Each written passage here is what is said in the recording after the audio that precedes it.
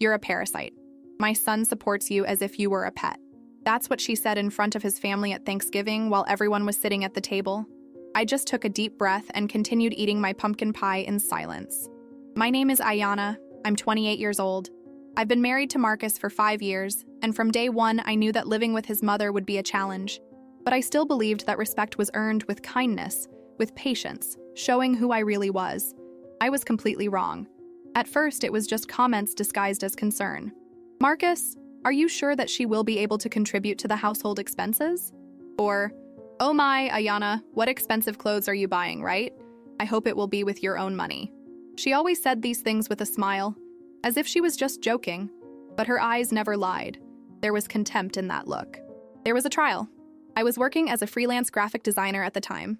My schedules were flexible, I worked from home, and yes, my income was irregular. Some months I earned well, other months were more difficult. Marcus had a steady job as an engineer, earned more than me, and he never, not once, made me feel inferior because of it. But his mother made up for it. She made a point of constantly reminding me that I wasn't good enough for her son. You should get a real job, Ayana. This business of working from home is not real work. You spend the whole day doing nothing while my son works like a dog to support you both. She said this whenever she came to visit us, which was almost every weekend. Marcus tried to defend, but she always had a ready answer. Always transformed the situation as if he was being ungrateful to her for supporting me. I swallowed everything. I tried to keep the peace because I loved Marcus, and he loved his mother, even with all her faults. I didn't want to be the woman who pitted her husband against her own family. Then I smiled, nodded, and let her words run down me like dirty water. At least that's what I was trying to do. But there is a limit to everything. And my limit was being tested little by little, week after week, humiliation after humiliation. She criticized the way I cleaned the house, said that I didn't know how to cook properly, insinuated that Marcus was losing weight because I didn't take good care of him. She even said in front of her friends that I was that kind of woman who looks for a man to pay for a living. I cried in the bathroom after she left. I cried with anger, frustration, helplessness. Marcus hugged me and said that I didn't need to call, that his mother was just like that she would get used to me over time. But I knew I wasn't going. She didn't want to get used to it. She wanted to destroy me. Worst of all, she made a point of saying these things in front of other people, as if she needed witnesses to validate her contempt. At Marcus's birthday party, she told the whole family that I was the only daughter-in-law who didn't really work. At her sister-in-law's baby shower, she commented loudly that some women know how to fend for themselves, others need a man to survive. I was always in her sights. Always. Marcus tried to protect me, but he also didn't know how to deal with his own mother. He would ask her to stop, but she would just ignore it, or pretend she hadn't said anything much. I'm just being honest, Marcus.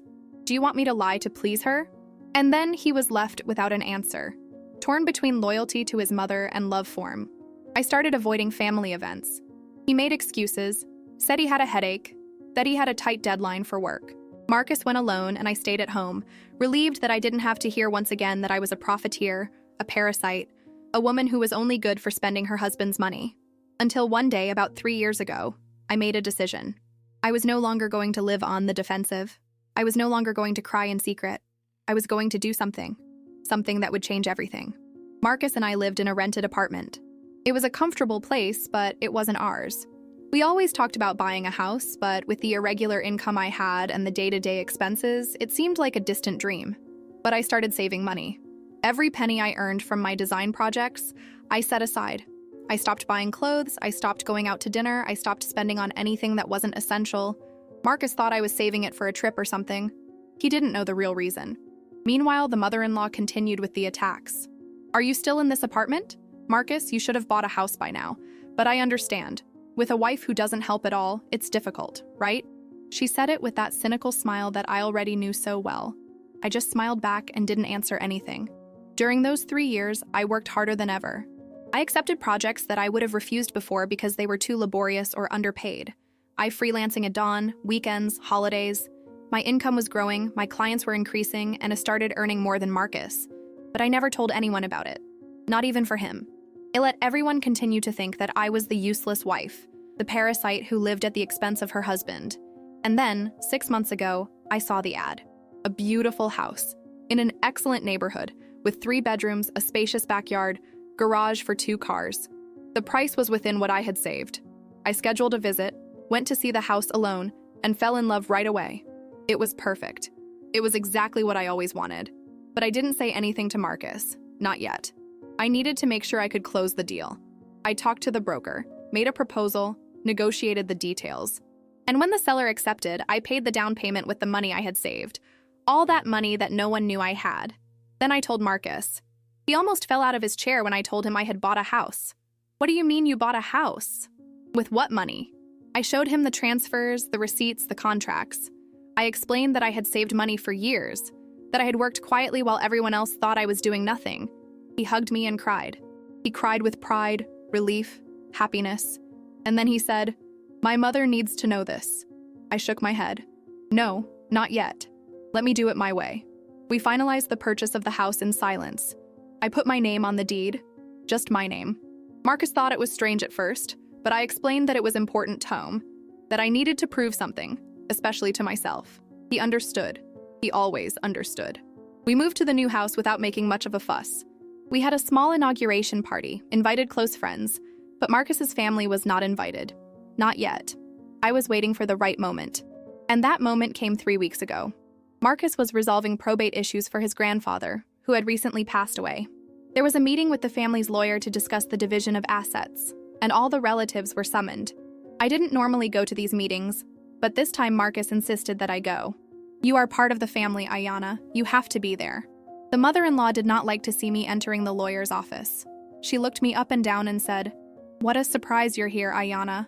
I thought you would be too busy at home, doing, well, whatever you do all day." The sisters-in-law laughed. The father-in-law pretended he didn't hear. Marcus clenched his fists, but before he could say anything, the lawyer called for silence and began the meeting. It was a long and boring meeting. Inventory always is. But in the end, when everything was being completed, the lawyer mentioned that he needed to update some information about the family's properties for documentation purposes. He looked at Marcus and asked, "Do you still live in that apartment on Oak Street, Marcus?" Marcus shook his head. "No, we moved. Now we live in a house on Maple Avenue, number 142. The lawyer wrote it down and then asked, "Is the property in the name of both of you?" Marcus opened his mouth to answer, but I stepped forward. "No, it's in my name alone. I bought the house." Silence. A silence so heavy that you could hear the breathing of every person in that room. The mother-in-law stared at me as if I had said I was the Queen of England. "What do you mean you bought the house?" I kept my voice calm, serene. "I worked for 3 years, saved money, and bought a house. I put my name on the deed. It's mine." The expression on her face gradually changed. First it was incredulity, then confusion, and finally that pent-up anger I already knew so well. But she couldn't blow up there, not in front of the lawyer, not in front of the whole family. Then she just said with a trembling voice, "You're lying." The lawyer, who was apparently enjoying the drama, offered, "If you want, I can check it in the system. I just need the full address." I gave the address. He typed into the computer, waited a few seconds, and then said, "I'll confirm. The property at Maple Avenue, number 142, is registered in the name of Ayana Johnson. Bought 6 months ago. Fully paid off." The mother-in-law turned white. The sisters-in-law stopped laughing. The father-in-law finally paid attention. And Marcus smiled. He smiled so proudly that I almost cried right there. But how did you get the money for it?" The mother-in-law was still trying to understand, as if the idea of me being able to buy a house on my own was impossible to process. "Working, just like you always said I should do. The difference is that I have always worked. You just never wanted to see it." She tried to say something, but the words wouldn't come out. For the first time in 5 years, she had nothing to say. No jokes, no mean comments, no insults in disguise. She was completely mute. The father-in-law cleared his throat, uncomfortable, and said, "Well, congratulations, Ayana. It's a great achievement." The sisters-in-law murmured embarrassed nods. And the mother-in-law just looked down, as if she were studying her own lap. After the meeting, we all left the building together. The mother-in-law pulled me by the arm, moving me away from the group a little. I thought she was going to attack me, curse me, accuse me of something.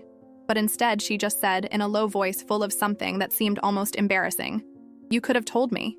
I looked her in the eyes. Told what? That I worked? What was I capable of?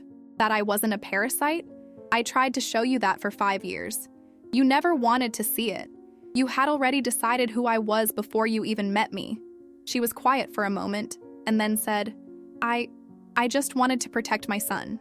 "Protect him from what? From me? I never did anything but love him. But you were so busy judging me that you never realized it." She did not answer. She just turned around and drove away, getting into her husband's car without looking back. Marcus came up to me and asked if I was okay. I said yes. And it was true. I was more than fine. I was free. Since that day, the mother-in-law has changed. Not completely, because people like that don't change overnight, but it has changed enough. She no longer comments on money. Don't call me a parasite anymore. No longer insinuate that I am a profiteer. When she comes to visit us, and yes, she still comes, she's polite, almost cordial. And most importantly, she knocks on the door before entering. I don't need her respect anymore. I learned that respect is not earned with kindness, not when the person has already decided to hate you. Respect is earned with action, with proof, with results. And I tasted it. Not for her, but for myself. Marcus asked me why I didn't put his name on the deed as well, since technically the house belongs to both of them. I explained that one day, when I feel the time is right, I'll add his name. But for now, that house is mine. It is the symbol of my struggle, my work, my resistance. It's proof that I've never been a parasite. I have always been a strong, hardworking, capable woman. I was just waiting for the right moment to prove it. And that silence of my mother-in-law, that afternoon in the lawyer's office, was worth every tear I shed hidden in the bathroom. Thanks for every insult I swallowed in silence. It was worth it for every time I doubted myself, that I questioned if I was really good enough. I'm good enough. I always have been. If you've ever been through a similar situation, if you've ever been judged, called a gold digger, a profiteer, a parasite, I want you to know one thing. You don't need to prove anything to anyone. But if you decide to try it, do it your way, in your time, with your strength. And when the time comes, don't yell, don't fight, don't lower yourself. Just show it. Show who you really are. Because in the end, their silence will say more than any words you could have said. Tell me in the comments. Have you ever been through something like this? What did you do? I'd love to know. I just didn't imagine that fate still held a last chapter for both of us. And it started last Sunday when Marcus called me into the kitchen and said his mom called asking to come visit us. I thought about saying no, but something inside me told me to wait, breathe, see what she wanted. Maybe it was another attempt by her to show that she was still in charge of her son's life. Maybe it was belated repentance. Or maybe it was just one more reason for me to remember that victory is not an event. It's a constant. She arrived with a cake in her hand. A cake. The woman who spent 5 years saying that I was good for nothing, that my work was useless, that I lived at the expense of her son. He was there, with a forced smile, offering a cake as if it could erase everything. She entered slowly, looking at every detail of the house that she swore I would never be able to have. I saw her eyes passing through the furniture, the photos on the shelf, the backyard that she said I would never be able to take care of. She took a deep breath as if swallowing her own pride. I offered coffee. She accepted. We sat down. Marcus stayed close by but did not interfere. He knew that this conversation was necessary. Then came the phrase that I never thought would come out of her mouth. I wanted to apologize to you. I confessed that I had no reaction for a few seconds. It was as if my brain was trying to confirm that I'd heard properly. I asked, apologies. For what exactly? She swallowed. The way I treated you. I thought my son was going to suffer by your side. But now I see that you were the one who suffered. That's when I understood. She wasn't apologizing because she realized she was wrong. She was apologizing because she realized she lost. I wasn't moved. I didn't feel that soap opera relief that many people imagine. I just stood silently, staring at her, as Marcus squeezed my hand under the table. She continued, I was afraid you'd take him away from me. And in the end, he was the one who ended up moving away. And this was the first time in 5 years that she spoke a complete truth. I calmly replied, you didn't have to love me, but it was enough to respect myself. She nodded, but didn't answer anything. I knew she expected me to embrace that excuse as if it were a prize, but I wasn't there to give her a happy ending. Real life doesn't work like that. Real life charges. When she got up to leave, she turned to me and asked, can I visit you more often? I smiled. Not that smile from before, of someone who endured everything in silence. Boot a firm, sure smile, of someone who knows exactly his own value. And I replied, yes, but outside there is a bell. Always use it. She understood. And he left. The door closed, and I stood there, taking a deep breath, feeling something I had never felt before. Peace. Not because she has changed, but because I changed. My story did not end with screams, nor with a shack, nor with exaggerated revenge. It ended with the truth. It ended with respect. It ended with her acknowledging that she underestimated the wrong woman. Marcus hugged me and said, "I'm so proud of you." I replied, "Me too." Because now I really pride myself. Not the house, not the money, not the writing of my name on the deed, but the path I took so far. I could have exploded 1,000 times. I could have repaid all the humiliations. I could have thrown in her face every tear she made meshed. But I chose to wait, work, build. And when the time came, I didn't have to raise my voice. Silence did the work for me. Today I know that many women go through the same. Women who love a man, but have to deal with family members who treat them as intruders, as threats, as enemies. I know how it hurts to be constantly demoted. I know what it's like to cry in secret so as not to worry the ones you love. I know what it's like to doubt yourself because someone has repeated so many times that you're not enough, that a part of you begins to believe. But let me tell you something that changed everything inside me. No one knows your struggle. No one knows what you do when no one is watching. No one knows your strength when the world wants to see you weak. So don't prove anything to anyone with words alone. Taste with results. Because when victory comes, even those who doubted need to remain silent. Now tell me here in the comments, have you ever been underestimated by someone? Have they ever said you wouldn't make it? What did you do? I want to hear your story. Because people like us, we win in silence. And when the door closes behind victory, the one who humiliated is the one who lowers his head.